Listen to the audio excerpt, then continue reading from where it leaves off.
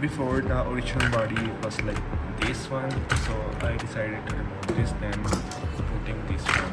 But this is just a piece of plastic, like there's nothing inside. I found that in my old cars bodies. So in this video we will modify this car. We will remove all the stickers, like adding some front lights, back lights, then we will add light in the top of this. We will modify this car and we will upgrade this car also. So let's get started.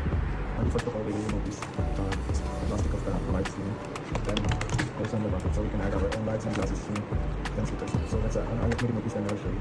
See, this I already removed, only remove and insert this one. I don't know what this the name of this. Now it's time to remove in the back these lights. So front, you can see it's very working. It's so nice. I changed the receiver, so because the receiver was not too much powerful for the lights, and this is the battery. This is for the battery, and in the down I have another one switch, so that will use for the lights. So this is the main.